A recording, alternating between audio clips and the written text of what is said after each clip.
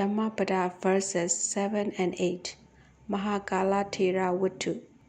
The story of Thera Mahakala. While residing in the neighborhood of the town of Siddhabya, the Buddha uttered verses 7 and 8 of this book with reference to Mahakala and his brother Sulakala. Mahakala and Sulakala were two merchant brothers from the town of Siddhabya. While traveling about with their merchandise on one occasion, they had a chance to listen to a religious discourse given by the Buddha.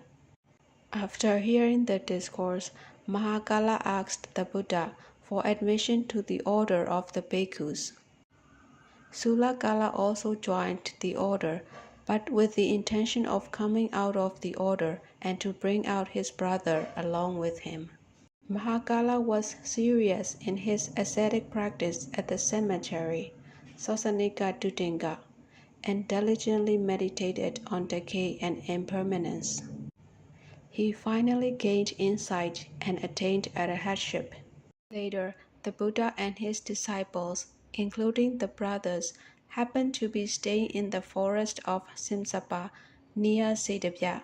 While staying there, the former wives of Sulakala invited the Buddha and his disciples to their house. Sulakala himself went ahead to prepare seating arrangements for the Buddha and his disciples. Once there, the former wives of Sulakala made him change into lay clothes. The next day, the wives of Mahakala invited the Buddha and his disciples to their house, hoping to do the same with Mahakala as the wives of Sulakala had done to Sulakala. After the meal, they requested the Buddha to let Mahakala remain to express appreciation, anumodana. So, the Buddha and the other disciples left. Arriving at the village gate, the bhikkhus expressed their dissatisfaction and apprehension. They were dissatisfied because Mahakala was permitted to stay behind, and they were afraid that, like Sulakala, his brother, Mahakala too would be made to leave the order by his former wives. To this, the Buddha replied that the two brothers were not alike. Sulakala indulged in sensual pleasures and was lazy and weak. He was just like a weak tree. Mahakala, on the other hand, was diligent, steadfast, and strong in his faith of the Buddha, the Dhamma, and the Sangha. He was like a mountain of rock. Then the Buddha spoke in verse as follows. Verse 7. He who keeps his mind on pleasant objects, who is uncontrolled in his senses, immoderate in his food, and is lazy and lacking in energy, will certainly be overwhelmed by Mara, just as stormy winds uproot a weak tree. Verse 8.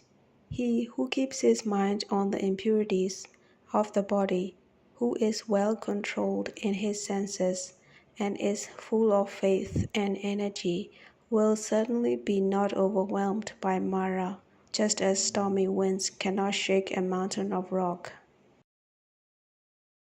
Mara in this context means Kilesa Mara, the defilements hindering the realization of Nibbana.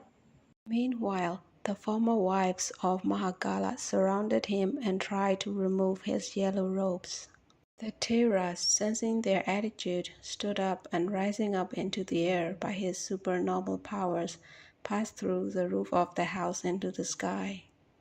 He landed at the feet of the Buddha at the very moment the Master was coming to the end of his utterance of the above two stanzas. At the same time, all the bhikkhus assembled there were established in Sotapaddi fruition.